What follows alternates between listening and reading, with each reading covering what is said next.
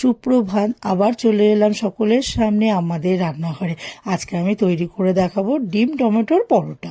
এটি তৈরি করতে লাগবে ময়দা, ডিম, সেদ্ধ করা টমেটো, পেঁয়াজ, ধনেপাতা, কাঁচা লঙ্কা সব কুচোনো, সাদা তেল, এদিকে শুকনো একটু ময়দা, আর নুন, হলুদ, চিনি, আর কাঁচা জোয়ান, আর বেকিং সোডা, আর সাদা তেল, আর একটু দুধ লাগবে।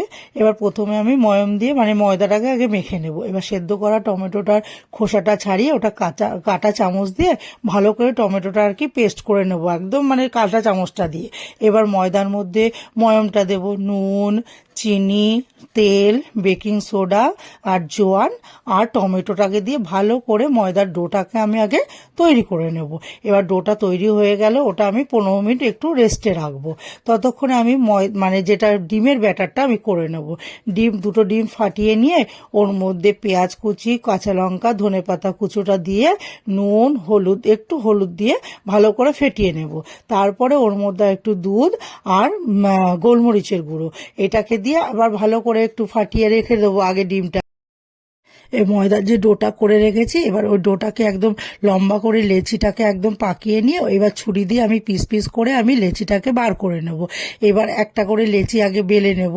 এবার তেল দিয়ে লেচিটাকে বেলে পরোটা, এবার ওটাকে ছুরি দিয়ে 8 টুকরো করব। করে নিয়ে একদম এদিক থেকে ওদিক করে, দেখতেই পাচ্ছেন আমি কিভাবে ওটাকে লেচিটাকে মুড়ছি। এবার ওটা তৈরি করে নিয়ে এবার ভালো করে ওটাকে লেচিটা পাকিয়ে এবার আমি বেলে নেব। এবার এটা বেলে নেব। এবার আমি আরেকটা লেচি বেলে দেখাবো, কারণ আমি তখন ওটাকে মিস করে গেছি। ওটার মধ্যে লেচিটাকে করে তারপরে সাদা তেল দিয়ে একদম প্রলেপ লাগিয়ে তার উপরে একটু শুকনো ময়দা ছড়িয়ে দিতে হবে। দিয়ে তারপরে ছুরি দিয়ে ওই 8 টুকরো চারিদিক থেকে করে নিয়ে ওইভাবে মুড়ে মুড়ে নিয়ে আমাকে লেচিটা তৈরি করে নিতে হবে। নিয়ে তারপরে আমি ওটাকে আবার একটু বেলে নিয়ে এবার আমি ফ্রাই প্যান বসিয়ে দেব।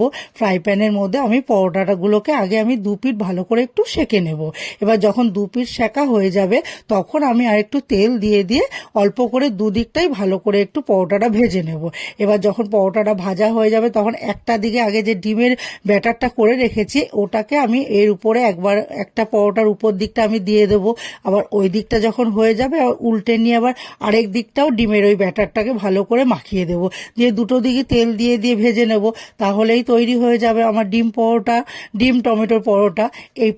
এই টিফিন খাবারটি যদি ভালো লেগে থাকে তাহলে লাইক করবেন, কমেন্ট করবেন, শেয়ার করবেন, অবশ্যই সাবস্ক্রাইব করবেন। ধন্যবাদ।